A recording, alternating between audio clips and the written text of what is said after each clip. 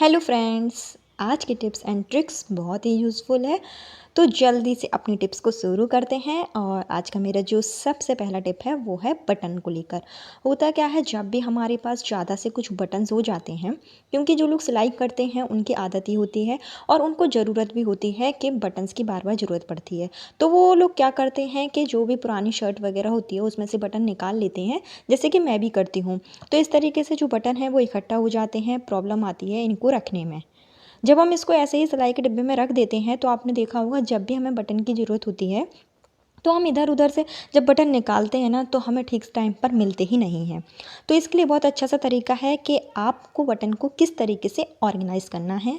उसके लिए हमें सिंपल सा एक सेफ्टी पिन ले लेनी है। पिन थोड़ा सा बड़े साइज़ की लेना है और उसमें आपके पास जितने भी बटन हैं ना, आप इस तरीके से उसमें डाल दीजिए। और डालने के बाद आप उसको बंद करके कहीं पर भी, चाहे फिर आप सिलाई के डिब्बे में रखिए या फिर कहीं पर भी अगर आप उसको रख देंगे, तो आपके जो बटन हैं वो ठीक टाइम पर आपको मिल जाएंगे, खोएंगे भी नहीं। और सबसे बड़ी बात होती है कि जब हमारे घर में छोटे बच्चे होते हैं तो ये जो टिप होती है वो बहुत काम आती है, क्योंकि जो बटन होते हैं अगर बच्चों के हाथ में आ गए तो वो मुंह में डाल लेते हैं, जिससे कि आपने देखा ही होगा कि कितना ज़्यादा डेंजरस हो जाता है। तो ये वाली जो टिप है मैं फॉलो करती हूँ। अगर आपको पसंद आई है तो इसके लिए एक लाइक ज़रूर कीजिए, चैनल पर नए हैं तो सब्सक्राइब कीजिए और प्यारा सा कमेंट्स ज़रूर करिएगा। और जब भी हमें बटन की ज़रूरत होगी तो हम सिंपल सा पिन को खोलेंगे और बटन को इस तरीके से निकाल लेंगे और वापस से जब भी हमें रखना हो तो इसी तरीके से रखिएगा। बहुत ही अच्छी सी टिप है। तो चलिए फ्रेंड्स, चलते हैं नेक्स्ट टिप की तरफ। और मेरी जो नेक्स्ट टिप है वो भी बहुत यूज़फुल है। तो जब भी हमारे पास इस टाइप की सैंडल होती है, जैसे कि बच्चों की हो गई या बड़ों की हो गई, जिसमें कुछ शाइनिंग आगे से होती है, तो आपने देखा होगा जब भी हम इसको ऐसे ही रख देते हैं ना, तो ये जो होती है बहुत जल्दी गंदी हो जाती है। और अगर हम इसको बार बार धोते हैं तो इसकी जो शाइन होती है वो एकदम से फीकी सी पड़ जाती है। तो इसके लिए आपको रखना कैसे है इसको, कोई भी आपको सॉक्स ले लेना है जिसका आप यूज़ नहीं करते हो। तो इस तरीके से आप दोनों सैंडल को सॉक्स में डाल लीजिए अलग अलग, और आपको ऊपर से एक अच्छी गठान लगा लीजिए। तो बस इस तरीके से हम अगर रखेंगे ना सैंडल, तो हमारी जो सैंडल है वो नई की नई बनी रहेगी। और उसके बाद हमें इसको कहीं पर भी चाहे हम रख देंगे ना, तो हमें किसी डिब्बे वगैरह की ज़रूरत भी नहीं पड़ेगी। हमारी जो सैंडल है बिल्कुल भी गंदी नहीं होगी। इस तरीके से हम सफ़र में भी ले जाना चाहते हैं तो ये ट्रिक जो है बहुत ही यूज़फुल है। तो मेरी जो नेक्स्ट टिप है वो है टेप को लेकर। आपने देखा होगा बहुत से टेप होते हैं जो इस तरीके से हो जाते हैं कि उनका जो चिपकने वाला पोर्शन है वो एकदम से बाहर आ जाता है, जिसको रखना बहुत ज़्यादा मुश्किल हो जाता है। क्योंकि टेप तो सही होता है और हम उसका यूज़ भी करते हैं, प्रॉब्लम आती है इसको रखने में, क्योंकि जब भी हम इसको कहीं डिब्बे में रख देते हैं तो जो और सामान होता है ना वो इसमें चिपक जाता है। तो इसके लिए बहुत छोटी सी टिप है, आपको करना क्या है, एल्यूमिनियम फॉइल ले लेना है। एल्यूमिनियम फॉइल का यूज़ मैं यहाँ इसलिए कर रही हूँ कि ये टेप में ज़्यादा चिपकती नहीं है, जिससे कि क्या होगा, हमारा जो टेप है ना उसकी जो धार होती है वो अच्छे से बनी रहती है।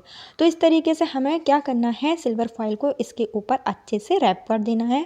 और इसके बाद अगर हम डिब्बे में रखेंगे ना तो हमारा जो टेप है बिल्कुल भी ख़राब नहीं होगा, और साथ ही साथ जो भी डिब्बे में एक्स्ट्रा सामान रखा हुआ है वो इसमें चिपकेगा नहीं। तो ये जो टिप है वो बहुत ही यूज़फुल है। और मेरी जो नेक्स्ट टिप है वो है बचे हुए शैम्पू को लेकर। आपने देखा होगा जब भी हम ये पाउच वाले शैम्पू का यूज़ करते हैं तो क्या होता है, इसमें कुछ ना कुछ शैम्पू जो है वो बचा ही रहता है, जिसको हम क्या करते हैं कि यूज़ में नहीं लाते हैं और फेंक देते हैं। लेकिन आज मैं आपको इसका बहुत अच्छा सा यूज़ बताऊँगी। हमें करना क्या है, एक मग्गे में पानी ले लेना है और जो बचा हुआ शैम्पू का रैपर है ना वो हमें इस तरीके से पानी में हल्के से हाथ से करना है, जिससे क्या होगा, जो भी इसमें एक्स्ट्रा शैम्पू होगा वो हमारे पानी में आ जाएगा। और जब हम हाथ से थोड़ा सा इस तरीके से मिलाएंगे ना तो आप देखेंगे थोड़ा हल्का सा फैन भी आ जाएगा। तो बस इससे हम बहुत सारे काम कर सकते हैं। जिसका मैंने एक और वीडियो अलग से भी बनाया हुआ है, तो अगर आपने वो नहीं देखा है तो उसको भी देख लीजिए, वो भी बहुत यूज़फुल है। तो आज मैं आपको इसका एक और हैक बताऊंगी को हमें करना क्या है। आपने देखा होगा हमारे यहाँ कंघी होती है, जिसको जब हम 1 से 2 बार यूज़ कर लेते हैं तो जो कंघी होती है ना वो बहुत जल्दी ख़राब हो जाती है, या कोई और पर्सन है जो कंघी को यूज़ कर लेता है तो हम बार बार कंघी को वॉश करते हैं। लेकिन अगर हम कंघी को साबुन से वॉश करते हैं, खास करके जो कपड़े धोने वाला साबुन होता है, तो उससे हमारी जो कंघी होती है ना वो बहुत जल्दी ख़राब हो जाती है। तो उसके लिए हमें करना क्या है, जो बचा हुआ शैम्पू है ना इसी तरीके से हमें उसको यूज़ में लाना है। आप इस तरीके से क्या कीजिए, शैम्पू को घोर लीजिए और कंघी को उसमें डाल दीजिए। उसके बाद एक ब्रश ले लीजिए, हल्का सा जब आप रफ़ करेंगे तो आपकी जो कंघी है वो बहुत ही अच्छे से साफ़ हो जाती है, साथ ही साथ उसमें एक नई चमक भी आ जाती है। तो इस तरीके से हम बचे हुए शैम्पू को भी यूज़ में ला सकते हैं और अपना काम भी बहुत ही आसानी से कर सकते हैं।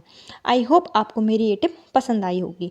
और हम क्या कर सकते हैं, इसका दूसरा तरीका भी है कि हमारे पास जब भी शिफॉन के दुपट्टे होते हैं या रुमाल वगैरह होता है, उसको भी अगर हम शैम्पू के पानी में धोते हैं ना तो एक अच्छी सी खुशबू आ जाती है, जो कि बहुत ही अच्छी लगती है। तो आज के बाद से जो शैम्पू बचते हैं ना उनको फेंकिए नहीं, इसी तरीके से हम यूज़ में ला सकते हैं और अपना पैसा भी बचा सकते हैं। और मेरी जो नेक्स्ट टिप है वो है सुई को लेकर। आपने देखा होगा जब भी हमारे पास ये जो बड़ी सुई होती है ना, इनको हम ज़्यादातर यूज़ में नहीं लेते हैं, क्योंकि या तो हम छोटी सुई का यूज़ करते हैं या फिर सिलाई मशीन का यूज़ करते हैं। तो ये जो सुई होती है रखी रखी इनमें जंग पड़ जाती है। जैसे मेरी भी सुई थी जो मैंने काफ़ी टाइम से यूज़ नहीं की है और इसमें ना जंग लग गई है। तो मैं किस तरीके से जंग को हटाती हूँ, आज मैं आपको वो तरीका बताऊंगी। उसके लिए हमें करना क्या है, रेगमाल ले लेना है। और जो रेगमाल होता है ना वो आपको इजीली कोई भी पेंट वाली शॉप पे मिल जाएगा 5 से 10 रुपए में। ज़्यादा महंगा भी नहीं आता है और रेगमाल का हम बहुत से काम में यूज़ कर सकते हैं।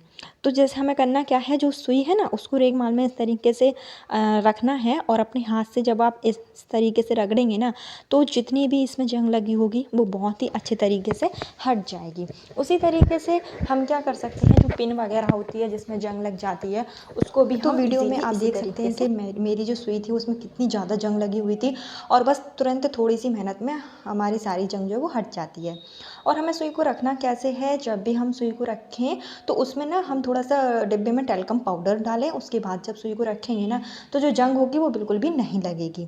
तो इस तरीके से पिन सुई ऐसे ही रखना चाहिए और मैं भी इसी तरीके से रखती हूँ। तो आई होप आपको मेरा तरीका जो है वो पसंद आया हो। और मेरी जो नेक्स्ट टिप है वो भी बहुत यूज़फुल है। आपने देखा होगा जब भी हमारे किचन में हम कोई काम करते हैं तो गलती से थोड़ा सा जो तेल वगैरह होता है वो गिर जाता है, जिससे कि हम क्या करते हैं उसको पोंछने के लिए पोंछा या फिर किचन की टॉवल का यूज़ कर लेते हैं। तो साथ ही साथ हमारी जो टॉवल है ख़राब तो होती है और हमारा जो तेल का दाग है वो भी जाता नहीं है। उसके लिए बहुत ही अच्छे से टिप है। आपको क्या करना है, जब भी आपका तेल कहीं पर गिरे उतनी ही जगह में आपको थोड़ा सा गेहूँ का आटा ले लेना है और इस तरीके से गेहूँ का आटा आप पूरा ऊपर से डाल दीजिए और उसके बाद आप अपने हाथों से पोंछ लीजिए। तो हमारा जितना भी तेल होगा, जो आटा होगा उसमें एब्जॉर्ब हो जाएगा और हमारा कहीं से भी तेल का निशान भी नहीं रह जाएगा, ना ही हमें कोई पोंछा वगैरह लगाने की ज़रूरत नहीं होगी। बहुत ही अच्छी सी टिप है और इस टिप को आप लोग एक बार से ज़रूर ट्राई करके देखिएगा, तब आपको पता लगेगा। तो फ्रेंड्स, मेरी जो नेक्स्ट टिप है वो भी बहुत यूज़फुल है। तो ये वाली जो टिप है ना वो सिलाई मशीन को लेकर है। होता क्या है, जब भी हम लोग सिलाई मशीन का यूज़ करते हैं तो जो सिलाई मशीन होती है वो सबके अलग अलग होती है। बहुत से लोगों को क्या होता है कि जो ऑयल वाला छेद है उसमें क्या होता है कुछ निशान वगैरह बना होता है, या फिर जैसे मेरी जो सिलाई मशीन है उसमें लिखा हुआ है कि कहाँ कहाँ ऑयल जो है इसमें डालना है।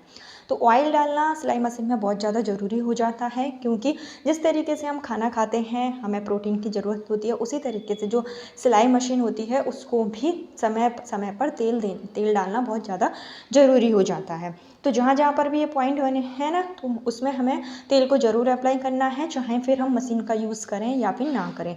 क्योंकि अगर हम सिलाई मशीन में तेल नहीं डालते हैं तो जो हमारी मशीन है वो एकदम से भारी चलने लगती है और कुछ दिनों के बाद ये ख़राब भी हो जाती है। साथ ही साथ आपने देखा होगा इसका जो ये वाला पोर्शन होता है ना इसमें जंग लग जाती है, जो कि धीरे धीरे जब बढ़ती ही जाती है और हटती ही नहीं है। इसके लिए बहुत अच्छा तरीका है, आपको एक कटा हुआ आलू ले लेना है और पूरी मशीन पर इस तरीके से आपको फेरना है, जिससे अगर आपकी जो जंग है लगी होगी वो हट जाएगी या तो फिर लगेगी ही नहीं। तो जो आलू होता है बहुत अच्छा जंग का काम करता है, जंग हटाने का। और हमारी जो नेक्स्ट स्टेप है वो भी बहुत यूज़फुल है। तो आपने देखा होगा जब भी हम क्या करते हैं कि जो सिलाई मशीन होती है उससे जब मोटे कपड़े पर सिलाई करते हैं या फिर कोई हैवी वर्क वाली साड़ी होती है जिस पर हमें फॉल वगैरह लगानी होती है, तो उस पर हम क्या करते हैं सिलाई मशीन को चला देते हैं और हमारी जो सुई है वो बार बार से टूटना शुरू हो जाती है। क्योंकि जो सुई का नंबर होता है वो अलग अलग होता है, 18 नंबर 16 नंबर, जिस नंबर से हम सुई का यूज़ करें। तो क्या होता है अगर हम 16 नंबर वाली सुई का यूज़ मोटे कपड़ों पे कर लेते हैं तो बार बार से टूटती है, ये प्रॉब्लम सबके ही साथ होती है। तो उसके लिए बहुत छोटी सी टिप है, आपको करना क्या है, आपको ना साबुन ले लेना है। साबुन आप या तो लाइफ बॉय लीजिए या फिर आप जो डव साबुन होता है ना उसको यूज़ कीजिए, क्योंकि जो डव साबुन होता है वो ना बहुत ज़्यादा स्मूथ होता है। तो हमें करना क्या है, छिलनी की हेल्प से आप थोड़ा सा इसको इस तरीके से ना पीस कर लीजिए इसके। उसके बाद हमें करना क्या है, सिल्वर फॉइल ले लेना है। डायरेक्ट हमें साबुन को सुई के नीचे नहीं रखना है, क्योंकि ऐसा करने से जो साबुन होगा वो मशीन के पार्ट्स में भर जाएगा और आगे जाके हमारी जो मशीन है वो ख़राब होने के बहुत ज़्यादा चांस होते हैं। तो इस तरीके से हमें क्या करना है, सुई को ऊपर नीचे बार बार साबुन के ऊपर टच करना है, जिससे कि हमारी जो सुई होगी उसका जो पॉइंट है ना बहुत ही ज़्यादा शार्प हो जाएगा, बहुत ज़्यादा चिकना हो जाएगा, जिससे कि जब हम इसको मोटे कपड़ों पे भी चलाएंगे ना तो जो सुई होगी वो टूटेगी नहीं और आराम से जो है सिलाई इसमें हो जाएगी। और ये वाला जो टिप है वो हमें बार बार अप्लाई करना है जब भी हम मोटे वाले कपड़ों पे सिलाई करने चाहें। तो इस तरीके से जो साबुन बचेगा ना उसको आप सिल्वर फॉइल के अंदर ऐसे रैप करके और मशीन के जो साइड में डाल दीजिए। जब हम रख लेंगे ना तो ये हमें ध्यान में रहेगा कि जब भी हम मोटे कपड़ों पे सिलाई करने जाएँ तो एक बार साबुन को सुई से ज़रूर चला लें। तो ये टिप्स जो होती हैं बहुत ही यूज़फुल होती हैं और जिससे हम अपना समय और पैसा दोनों ही बचा सकते हैं। आई होप आपको मेरी आज की टिप्स पसंद आई होगी। अगर पसंद आई है, चैनल पर नए हैं तो सब्सक्राइब ज़रूर कीजिए, वीडियो को लाइक और एक प्यारा सा कमेंट्स करना बिल्कुल भी ना भूलें। कल फिर मिलते हैं नेक्स्ट टिप्स एंड ट्रिक के साथ।